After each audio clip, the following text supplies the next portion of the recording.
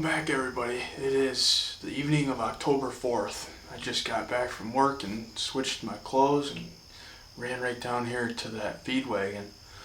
Last night I was able to get out of here unscathed, and tonight we have a lot better wind for this. It's blowing right at that standing corn where these deer have been feeding on, so they're gonna have to walk right by me before they can get to that and wind me. So the plan worked great yesterday for those two small bucks. They walked right through my shooting lane here. I just need Hollywood to do that. I looked at the radar, and that's kind of half of the reason that I made a decision to hunt this tonight. Is we have lots of blotches of rain coming. It looks like it's really kind of rainy all over the place. It's just in little spots, and I think that we are going to have some rain tonight, especially around 7:30. It looks like it gets pretty dark right here where I'm at, so I took that into consideration as to why I'm going to hunt here tonight as well. So obviously the target is Hollywood. We're going to see what happens. We got a good wind. It's hot. It's like 70 degrees out, which isn't good, but it is what it is. These deer still have to eat. We'll see what happens. Well, I got here just in time. I just looked out this window and we have a couple deer out here already. Looks to be some button bucks. Get the camera on for you. It's a doe and two fawns. Probably the same doe and two fawns that were out there the other night, I would assume. Came out a lot earlier tonight.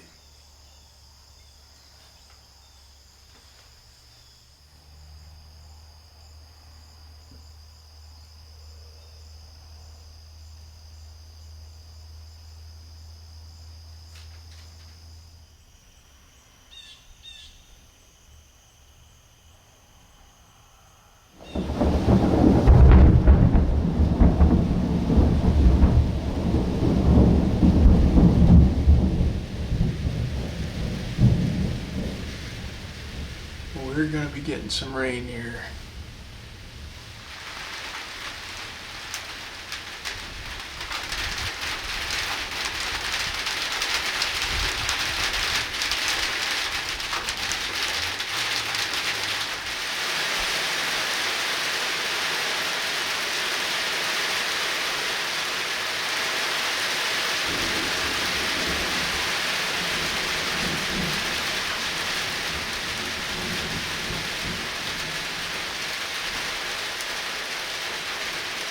Well, I'm glad I chose this feed wagon blind tonight. I'd be getting wet.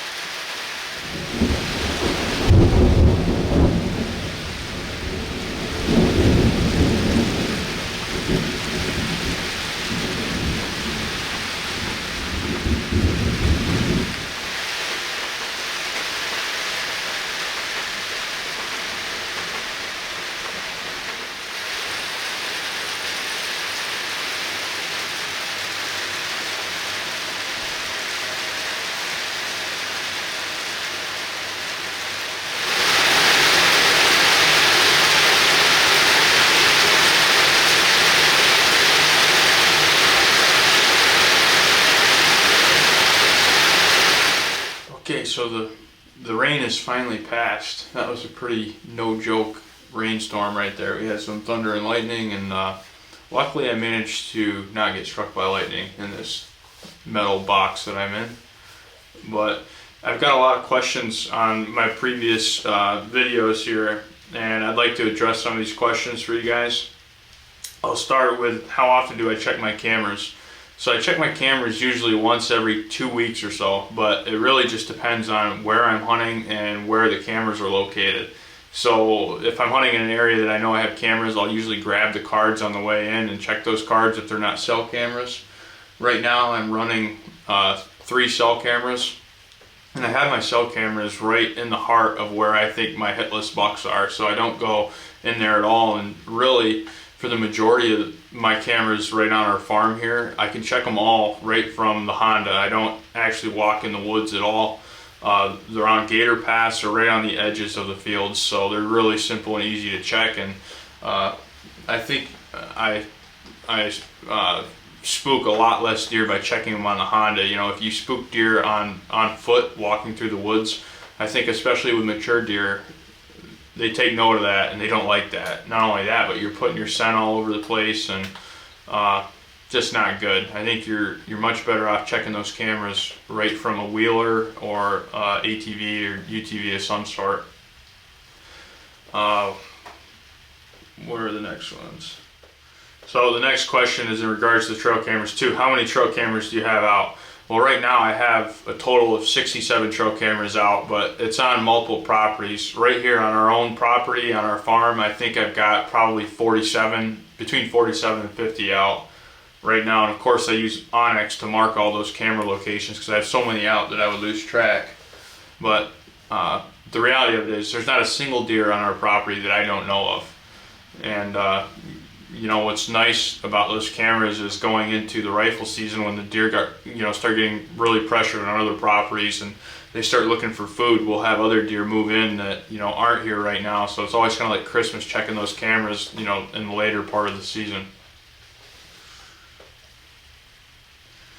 The next question is, do you put anything on hanging vines in all your scrape videos?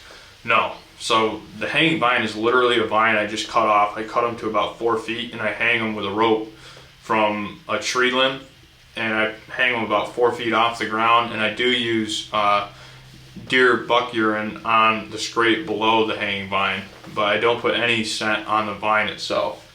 So the next question I got on here is, how high up are you in your tree stands and why don't you ever wear a safety harness? And that's a very good question. So we'll start with how high I am up in the tree stands. It really just depends on the place that I'm at. If I'm climbing the tree in my climber, I feel really safe in that, and I can go pretty much however high I want to. But in a lot of our set stands that are ladder stands, they're literally 8 or 10 feet off the ground, in which I could jump out of the stand and land on my feet and be fine.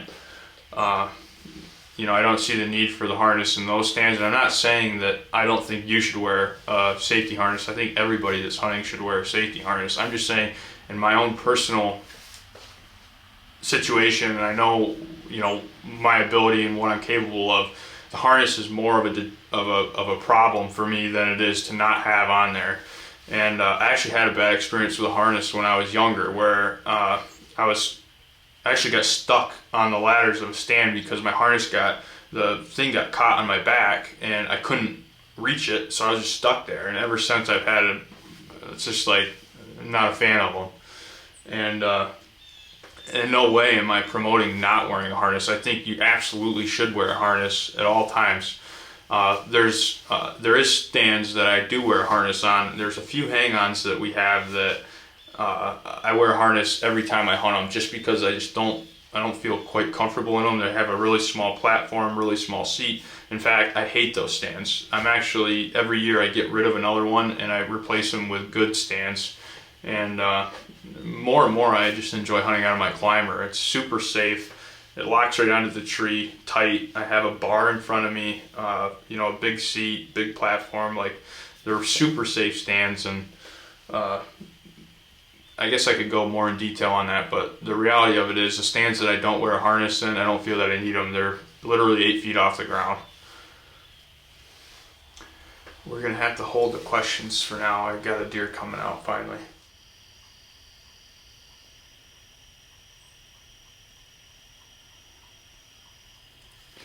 That lead doe is the doe that blew me out of here last night. I can tell she's got all that white, she's got like really white legs and a white muzzle. That's her. I think she's super old. If she comes over here, I'd have a hard time not putting an arrow through her, knowing what she did to me last night in here. Not a fan of that blowing stuff.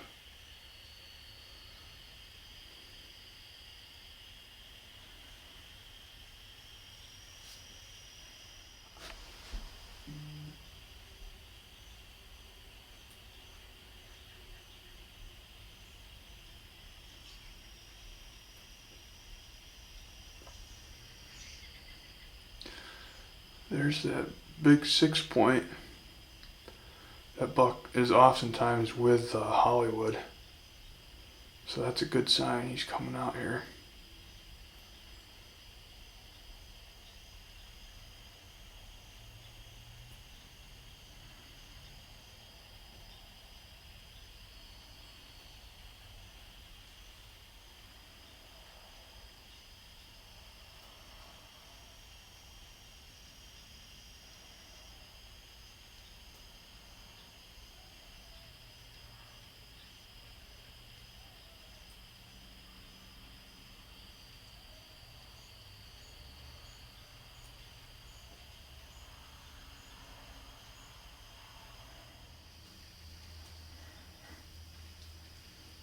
My wind is still good. I know that.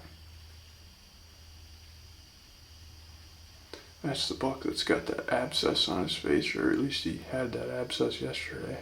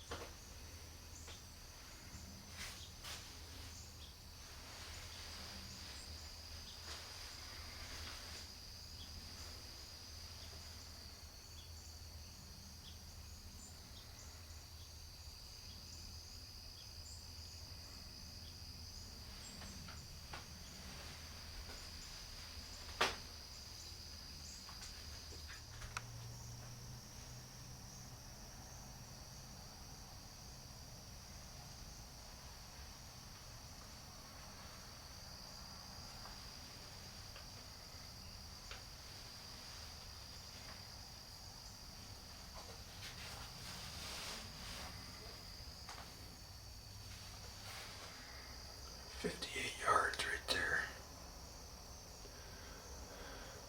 That's not one we're after though. Although I hope someone shoots that thing and it's got some shitty genetics. It's a mature deer.